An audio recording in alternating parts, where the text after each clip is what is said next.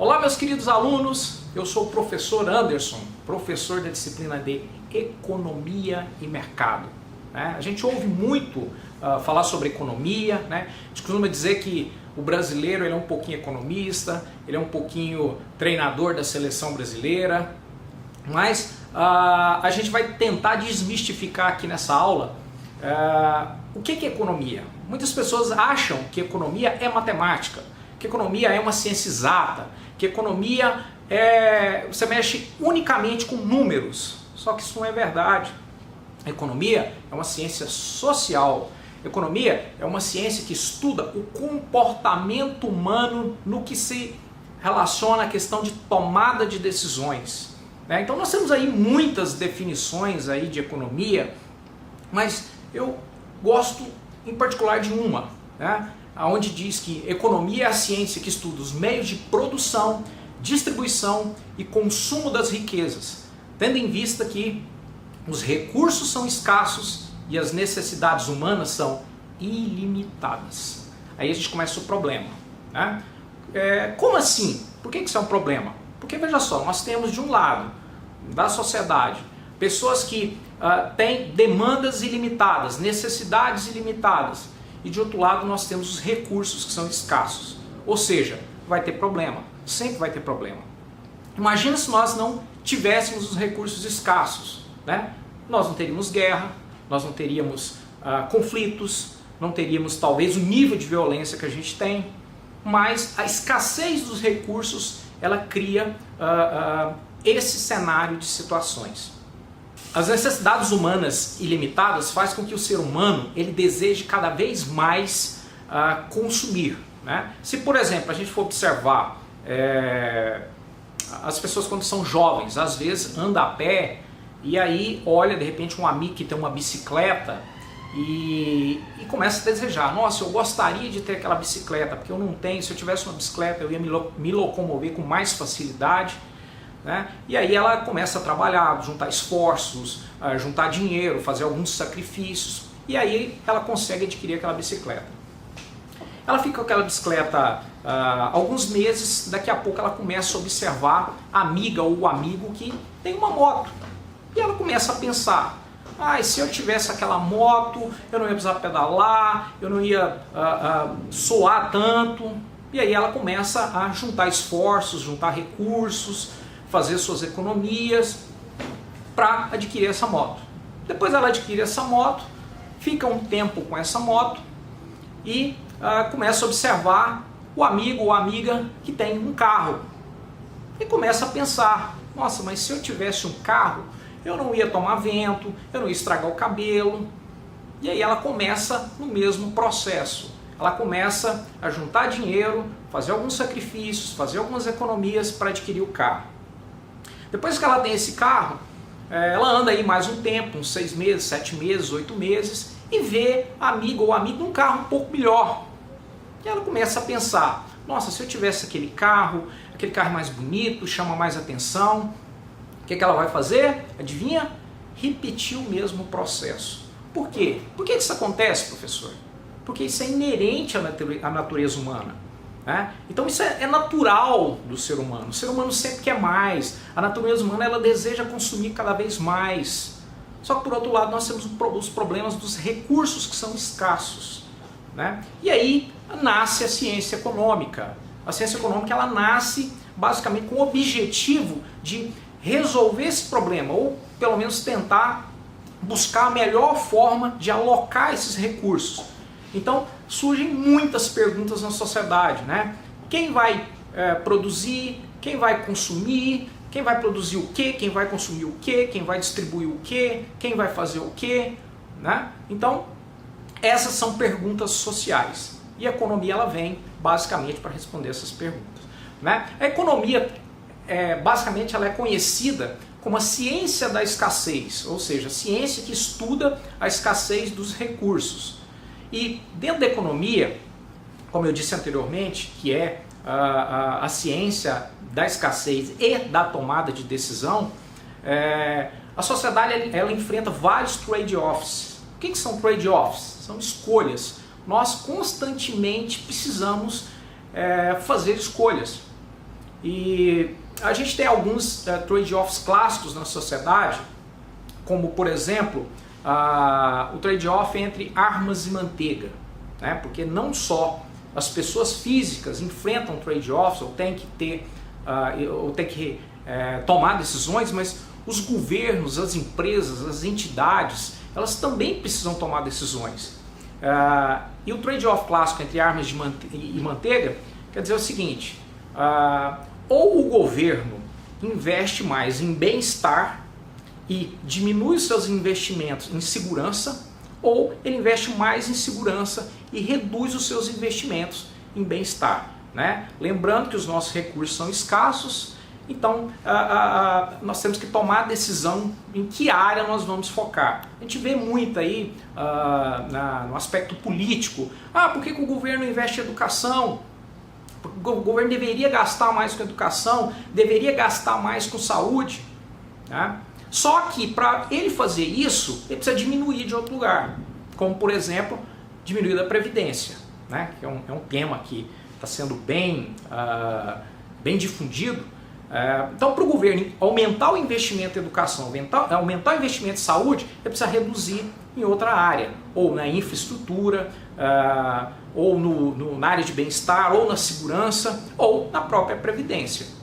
Então, economia é a ciência da tomada de decisão. Então, a economia é uma ciência social. A economia está preocupada com o comportamento e com as necessidades humanas. E aí a gente tem uma série de problemas que os agentes econômicos, que são as pessoas, as empresas e os governos, têm para resolver.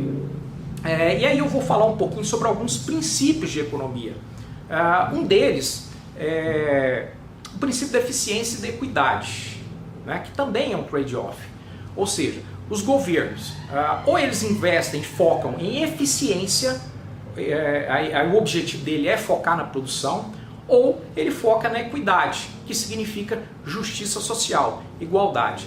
Então, é um pouco complicado você investir em crescimento produtivo e ao mesmo tempo investir no aumento da qualidade de vida, da igualdade, porque isso é um trade-off.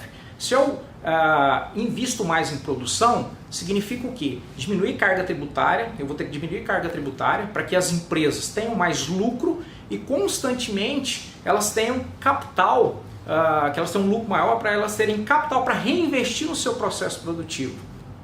Só que quando eu diminuo carga tributária, o governo ele tem menos recursos para gastar com distribuição de renda e justiça social. Então vai faltar dinheiro para distribuir através de bolsa, benefícios, assistência social. Então esse é um trade-off clássico.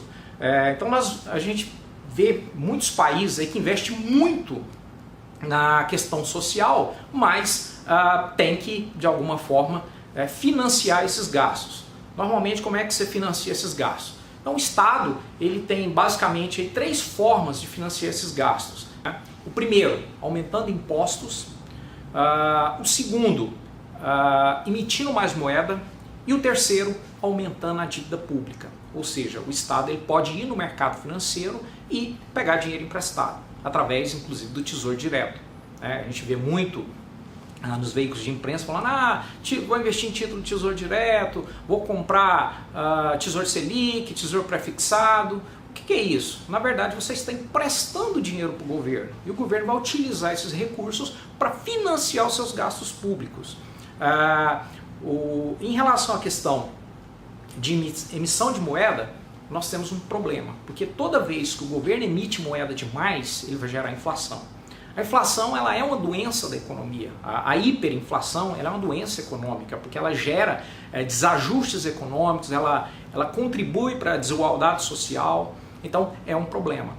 Quando o governo aumenta muito os impostos, ele trava o setor produtivo, porque o custo de produção ele aumenta, as empresas perdem competitividade e, consequentemente, o nível do PIB, ou seja, o Produto Interno Bruto, ele tende a cair também. Então, toda vez que o governo exagera nesses 3 instrumentos de política, de captação de recursos para financiamento dos gastos públicos, ele gera uma consequência, né? Então, quando aumenta impostos, você trava o setor produtivo. Quando você emite moeda demais, você aumenta a inflação.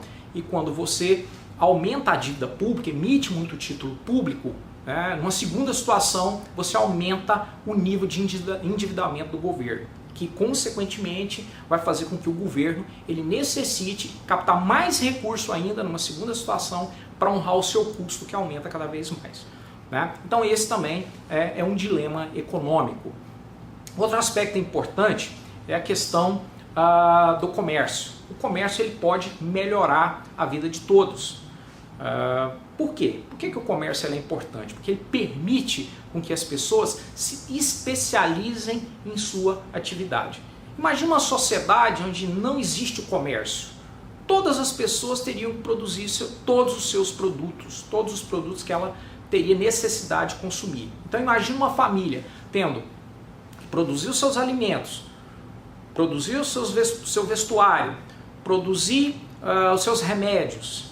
Então nós não teríamos uma eficiência, nós não teríamos uma qualidade de vida muito adequada. Então o comércio ele permite com que as pessoas elas produzam um só produto e lá no comércio elas vão trocar com famílias que produzem outros produtos. Então o comércio ele pode melhorar a vida de todos. Outro aspecto também dentro da economia é que os mercados eles são uma boa forma de você dirigir a atividade econômica e organizar a atividade econômica. Porque nós temos duas grandes forças no mercado, que é, de um lado, a oferta e de outro, a demanda. A oferta está relacionada às pessoas que produzem os produtos e colocam à disposição da sociedade. A demanda são aquelas pessoas que vão consumir esses produtos. E o livre mercado ele faz com que produtores e consumidores eles consigam encontrar o seu equilíbrio. Então, na economia, inclusive, nós temos aí um grande dilema, né, de modelos econômicos. O que é melhor? Uma economia de mercado dentro de uma sociedade ou uma economia planificada, onde o Estado vai planejar todas as ações econômicas, que são aí os países socialistas, né, onde países que têm aí uma forte intervenção do Estado na economia. A gente tem aí, por exemplo, Venezuela, a gente tem Coreia do Norte, Cuba, que são países onde a presença do Estado ela é praticamente máxima. Então nós temos aí essas críticas, né, sobre o modelo intervencionista socialista e o modelo de economia de mercado, que é o modelo mais liberal. Também é um aspecto estudado dentro da economia. A economia ela também se divide em duas grandes áreas, que é a microeconomia e a macroeconomia. A microeconomia é a parte da economia que estuda o comportamento dos agentes econômicos no seu aspecto local. A macroeconomia ela está preocupada em estudar os grandes agregados econômicos, como por exemplo, renda, poupança, riqueza, inflação, taxa de juros. E o governo utiliza quatro grandes instrumentos de política macroeconômica. O governo utiliza a política fiscal, que está relacionada aos gastos públicos, a política monetária, que está relacionado à questão da emissão de moeda e do controle dos meios de pagamento, a política cambial, que relaciona a moeda nacional, o comércio nacional, com a moeda estrangeira e o comércio estrangeiro. Nós temos também as políticas de renda, né, onde o governo ele planeja salário mínimo, congelamento de preços, né, todos são instrumentos que você utiliza dentro dessas ferramentas de política macroeconômica.